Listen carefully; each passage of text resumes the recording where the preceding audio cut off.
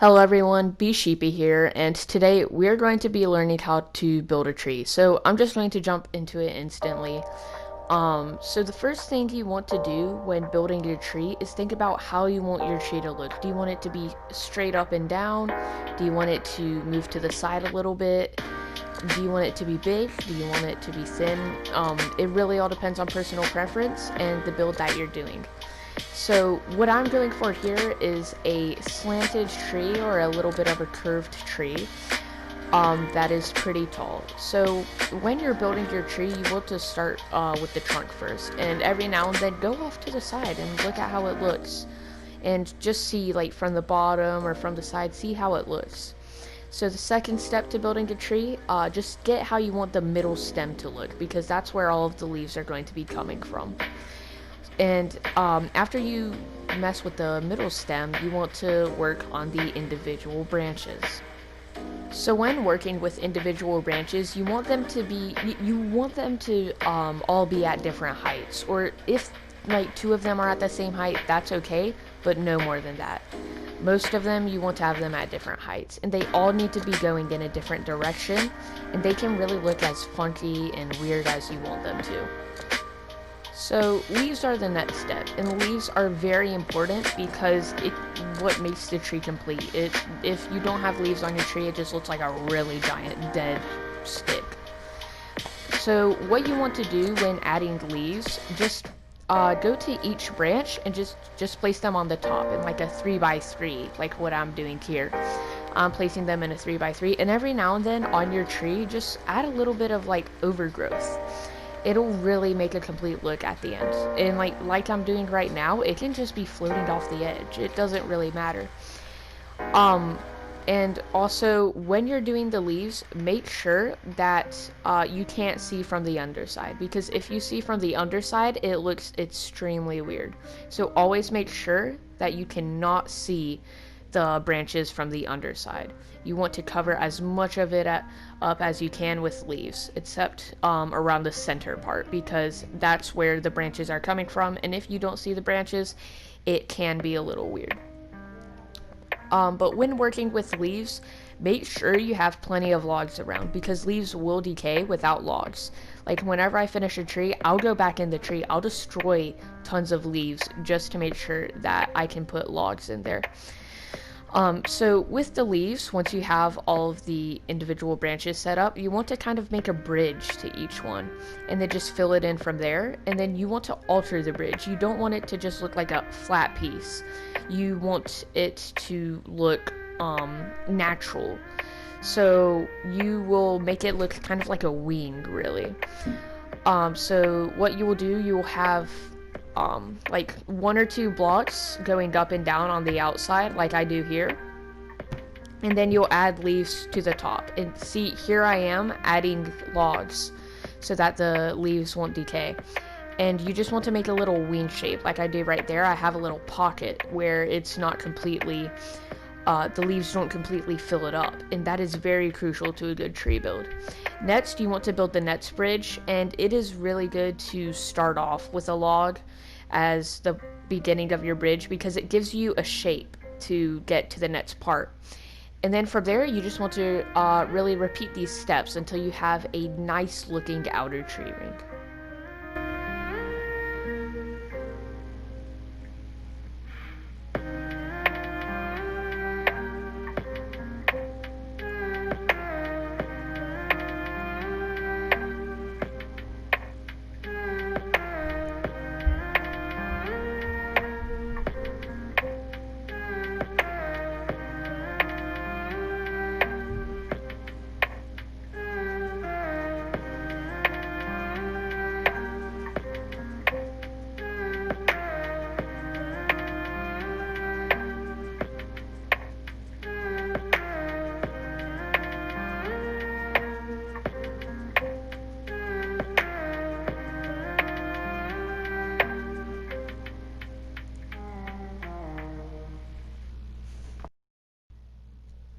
Okay, so now from here, after you have the general ring, you want to start filling the center in. Make sure you have tons of logs so that the leaves won't decay. So you want to start messing with the top a little bit, see how it'll look if you want to bring it up more or keep it flat really.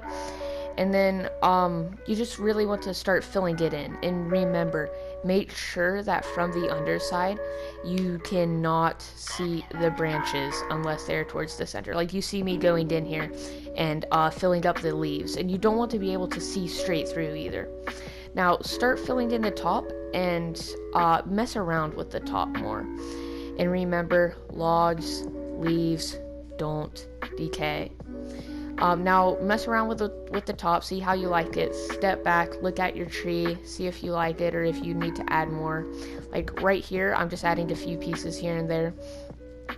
And then once you've taken a look at this, look under it again and cover up the branches if they're like right under the leaves.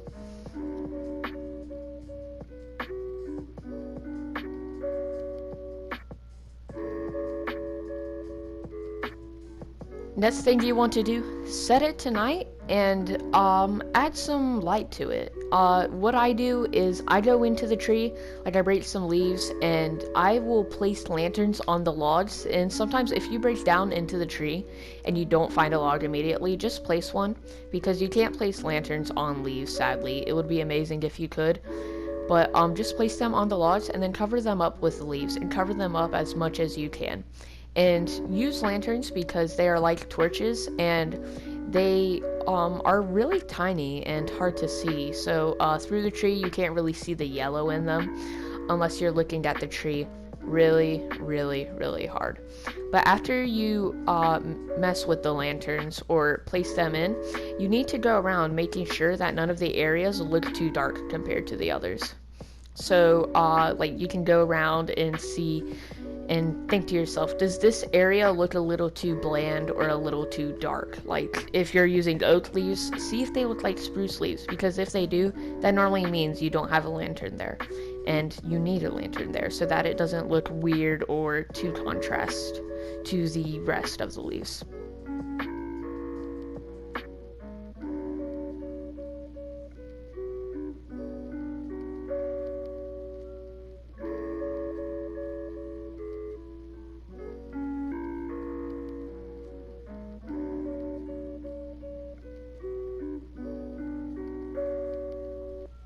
Now this is just going to be an extra Halloween special, but whenever you get done with your tree, if you want to add hanging jack-o'-lanterns, like it's a really cool way to light the area around the tree and just really add more color to it, because jack-o'-lanterns are orange and it's a really good contrast to green and brown, especially since they light up. But if it's not around Halloween time when you're watching this, use a lantern instead of a jack-o'-lantern because they're pretty much the same. It's just that jack-o'-lanterns fit more for the Halloween season. And place lanterns every now and then on your tree. And right now I'm just trying to see what looks best with the jack-o'-lantern or with the jack-o'-lantern and the lantern, just seeing what looks best, and mess around with all of the ideas. You never know what you like best until you try out everything. So just add a few hanging jack-o'-lanterns or lanterns, or if you don't want your tree to light up in the night, don't do any of it at all. It's really just your preference. So once you get done doing that, you are going to want to set it to daytime again so you can see the grass better. And you are going to want to make grass paths with a shovel. Because this just really, it adds a better feel to your tree. And if you want to put benches around it, go ahead, be my guest. That is all you. And if you don't want to do a grass path, don't bother. It's your tree.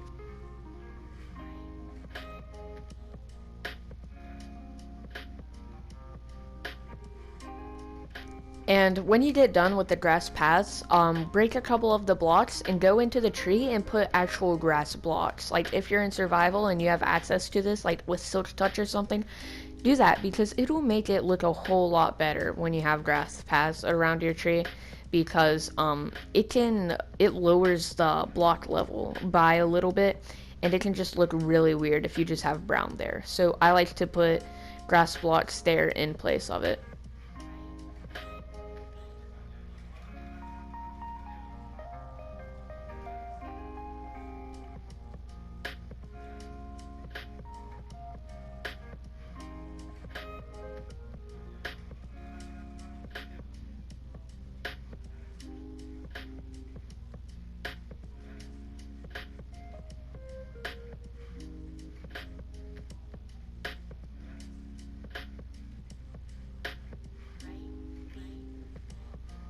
Now, once you get done with the placing the grass blocks under the tree, go around and mess with the grass paths again, because there really is no right or wrong way to do it. It just depends on how well it looks. If it looks too weird, like if the paths aren't connected, fix it a little bit. And if it looks too open, like the path is way too big, uh, fix it and make it a little bit thinner. And if it looks like there's just random grass patches in there, you want to avoid that because that can look extremely weird. And also go around the sides of it and just do random grass paths in places because it can really add a really comfortable feel to it. Now, when you're done with the grass paths, sit back, relax, take a seat, grab your controller, and take some really nice cinematic videos.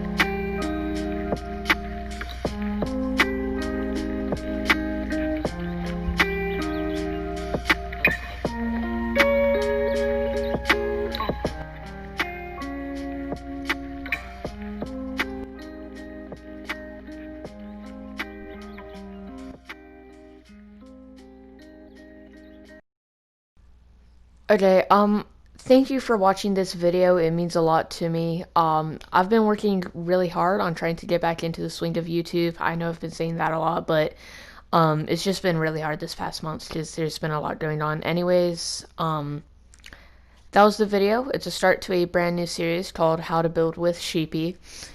And please like and subscribe. It'll help this get out to others, and it may be able to help them. You have no clue. They may just need a little bit of Minecraft tutorials in their life. You never know. And just a few quick words to the people who have been loyal and been with me through anything. Like, they'll watch my videos even if they're not good, and they'll give me feedback about it. Thank you. It really means the world to me. And anyways, that's it from me. See ya.